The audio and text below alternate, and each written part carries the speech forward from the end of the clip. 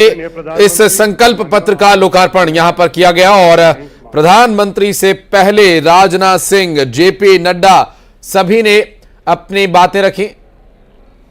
सभी पत्रकार साथियों और इस वक्त आप तस्वीरें जो देख रहे हैं, दरअसल भारतीय जनता पार्टी के मुख्यालय से तस्वीर देख रहे हैं।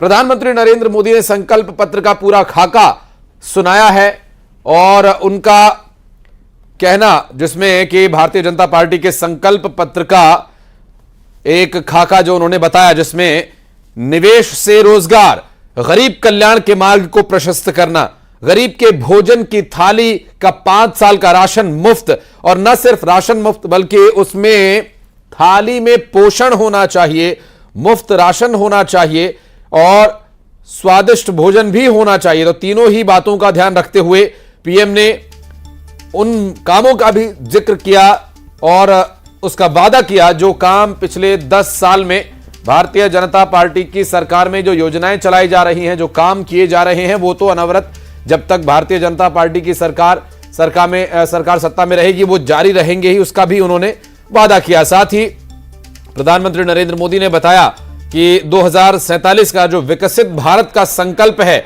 उस संकल्प को पूरा करने के लिए मुफ्त बिजली कनेक्शंस जो दिए हैं, अब उससे आगे बढ़कर बिजली के बिल न सिर्फ जीरो करने बल्कि उससे कमाई का भी साधन खुले, कमाई का रास्ता जरिया बने, इसके लिए भी प्रयास किया जाएगा। आगे प्रधानमंत्री नरेंद्र मोदी ने अपने संबोधन में पीएम सूर्य घर योजना पर सरकार के काम और उसके प्रतिबद्धता का जिक्र किया और साथ ही इलेक्ट्रिक व्हीकल्स और पीएम सूर्य घर योजना के माध्यम से जो ट्रैवल है, जो यात्रा है, वो भी मुफ्त कर देने का वादा यहां पर किया गया है। मुद्रा योजना के तहत अब तक जो 10 लाख रुपए लोन की व्यवस्था की जाती थी, अब वो राशि बढ़ाकर 20 लाख रुपए कर दी गई है।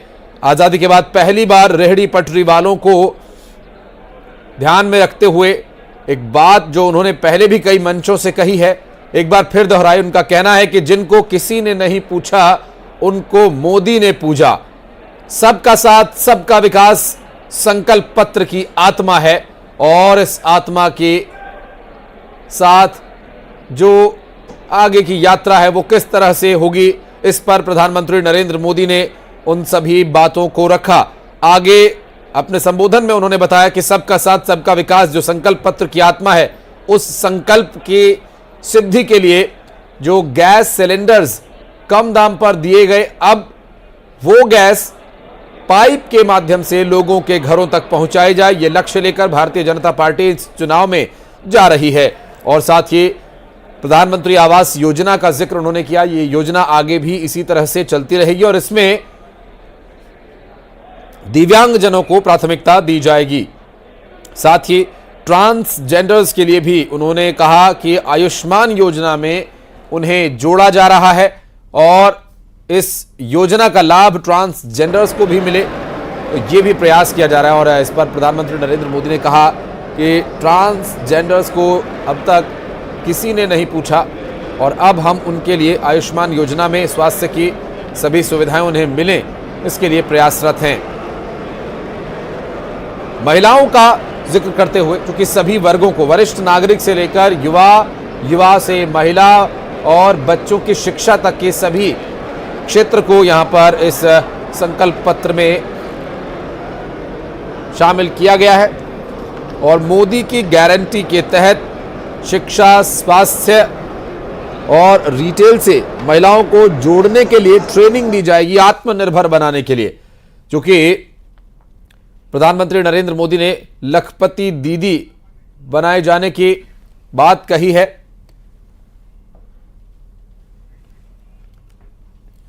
और इस पूरे विषय पर बातचीत करेंगे। हमारे साथ इस वक्त कांग्रेस पार्टी के प्रवक्ता राम पांडे जी जुड़ गए हैं। राम भाई, आपने जरूर सुना होगा उस संबोधन को जिसमें प्रधानमंत्री ने सभी विषयों का जिक्र किया और भारतीय जनता पार्टी के संकल्प पत्र का उसमें एक एक बिंदु उन्होंने बाकायदा विस्तार पूर्वक बताया। यह संकल्प पत्र कांग्रेस पार्टी के संकल्प पत्र से क्या टक्कर दे रहा है या उस पर भारी पड़ सकता है, क्या देखते हैं आप? जीरो है उसके सामने, कुछ भी नहीं है जी।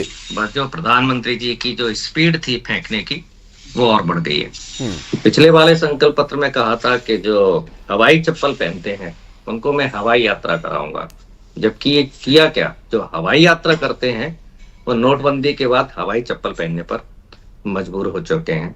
थोड़ा सा वो महिला खिलाड़ी के ऊपर बोले, लेकिन एकदम चुप हो गए, क्योंकि उनको पता है कि महिला खिलाड़ियों को वो आगे बढ़ाने का काम नहीं कर रहे हैं, पीछे बढ़ाने का काम वो ले जा रहे हैं। उन्होंने कहा बुलेट ट्रेन 2017 तक बुलेट ट्रेन कंप्लीट होनी थी, 2024 चल रहा है, मतलब जो बुलेट ट्रेन 3 साल में कंप्लीट होनी थी वो 10 साल में भी कंप्लीट नहीं हुए। कह रहे हैं मैं देश में बुलेट ट्रेन चलाऊंगा, नॉर्थ साउथ ईस्ट वेस्ट। और जब 2014 की बात करें तो हर काम को बोलते थे 100 दिन में कर दूंगा, 50 दिन में कर दूंगा, 1 साल में कर दूंगा, ये मोदी है, ये वो है, ये है, बड़ी बड़ी बातें करते थे। इलेक्टोरल बॉन्ड के माध्यम से उस पर कुछ नहीं बोला, बोले भ्रष्टाचारियों को जेल में डालूंगा, लेकिन ये नहीं कहा कि जो भ्रष्टाचार का जो पैसा इकट्ठा कर रहे हैं उनको भाजपा में लाऊंगा, जो भ्रष्टाचार का पैसा इकट्ठा कर रहे हैं उनसे मैं चंदा लूंगा। उन्होंने कहा कि हम एक्सपोर्ट बढ़ाएंगे और इंपोर्ट कम करेंगे, जबकि बीफ का एक्सपोर्ट 10 सालों में बढ़ा है, जिसमें गाय भैंसों का जो मांस होता है वो बढ़ा है एक्सपोर्ट। और इंपोर्ट की हम बात करें तो 10 सालों में इंपोर्ट बढ़ा है, टोटल इंपोर्ट, एक्सपोर्ट कम हुआ है। तो यहाँ भी मोदी जी ने मतलब बड़ी बड़ी बातें कर दी। युवाओं के रोजगार के लिए कुछ नहीं कहा। जो हमारे देश के करीब 83% जो लोग बेरोजगार बैठे हुए हैं उन्हें क्या काम मिलेगा, निवेश से रोजगार का जिक्र उन्होंने किया था कि निवेश बढ़ा करके रोजगार प्रदान किए जाएंगे। तो रोजगार कौन देता है, या तो सरकारी कंपनियां या प्राइवेट कंपनियां। अब नोटबंदी में लाखों प्राइवेट कंपनियां बंद हो गई, वो जो उनकी कंपनियां बंद हो गई उनके मालिक खुद रोजगार चाहते हैं कि उनको कहीं नौकरी मिल जाए। तो जो रोजगार देने वाले जो लाखों लोग थे उनको तो आपने नोटबंदी में रोड पर ला दिया। और ये बात जस्टिस नागरत्ना है, उन्होंने भी कहा है कि नोटबंदी में मोदी सरकार ने, भाजपा सरकार ने काले धन को सफेद करने का काम किया और जो रोजगार देते हैं उनको पूरी तरह से खत्म करने का काम किया। महंगाई के बारे में कुछ नहीं कहा कि महंगाई कहां पहुंच रही है। क्या था इनका पहले, 35 रुपए में पेट्रोल देंगे, डॉलर 1 रुपए का होगा। काले धन के बारे में कुछ नहीं कहा।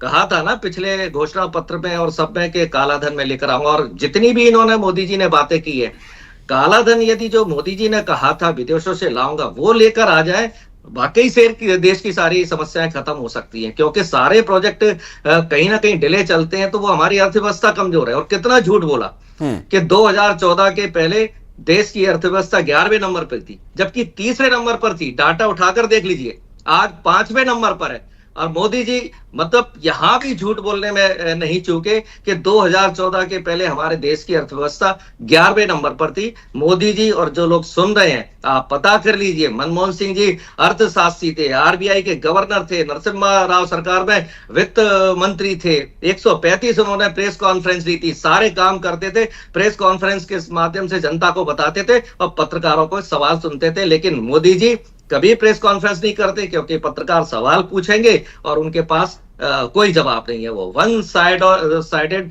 डायलॉग वो देते रहते हैं। तो कहीं चाहे महंगाई पर नहीं बोला, बेरोजगारी पर नहीं बोला, भ्रष्टाचार के बारे में उन्होंने एक तरह से इनडायरेक्ट बोला कि आपको भ्रष्टाचार करना है तो मेरी पार्टी में आकर करो।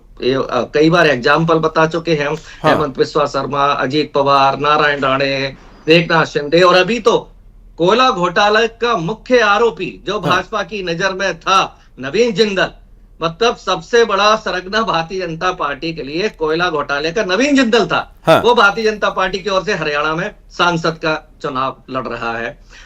इस तरह के तो भ्रष्टाचार पर मोदी जी ने बातें की है। तो जितनी भी मोदी जी ने जो बातें की हैं वो सब हवाई बातें हैं।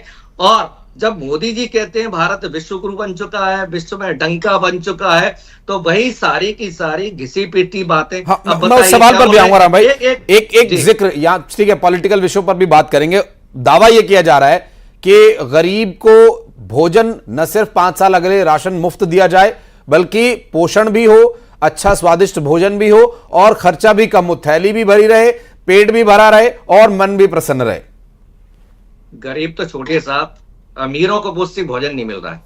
घर में जो दूध दही घी आता है उसकी गारंटी नहीं है। कैंसर के मरीज लाखों करोड़ों लगातार बढ़ते जा रहे हैं। ऐसा कोई काम नहीं है जिसमें मिलावट नहीं हो। अरे अमीर लोगों को भी कैंसर हो रहा है, गरीब लोगों को भी कैंसर हो रहा है। ये क्या कारण है? भ्रष्टाचार है ना। जितना भी मिलावट का काम करते हैं, इलेक्टोरल बॉन्ड के माध्यम से चंदा दिया है, नकली दवाइयां बनाने वाले चंदा दे रहे हैं। आज यदि कैंसर हो जाए तो वो दवाई भी काम नहीं करेगी। आज जितने भी मिलावट के लोग हैं, जितने भी मिलावटी काम कर रहे हैं, नकली काम कर रहे हैं, सबके सब तो भारतीय जनता पार्टी को चंदा दे रहे हैं, तो गरीब को पौष्टिक कहां से मिलेगा? बिल्कुल। हमारे साथ राजपाल सिसोदिया साहब जुड़ गए हैं बीजेपी से। राजपाल जी, कांग्रेस पार्टी के प्रवक्ता राम जी कह रहे हैं कि बिल्कुल जीरो है कांग्रेस पार्टी के घोषणा पत्र के आगे भारतीय जनता पार्टी का संकल्प पत्र।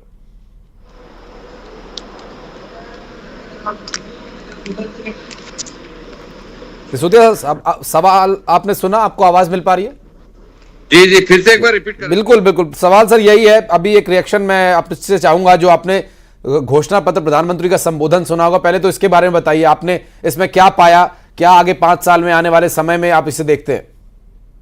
देखिए, 2019 में जो हमने संकल्प पत्र दिया था, वो संकल्प से हम विकसित भारत की ओर गए थे। हम संकल्पित हुए थे विकसित भारत की, और हमने पिछले 5 साल में उस संकल्प पत्र पर काम करके बताया। हाँ। और आज हम पूरे भरोसे के साथ, विश्वास के साथ फिर जनता के बीच में जा रहे हैं, और इस भरोसे से जा रहे हैं कि भारतीय जनता पार्टी पे जनता ने भरोसा करने का काम किया, मोदी जी पर विश्वास करने का काम किया, मोदी जी की गारंटी इस देश के अंदर लागू होने का काम हुआ। हाँ। मोदी जी की गारंटी इस बात की गारंटी है कि वो गारंटी पूरी होगी, इस बात की गारंटी है।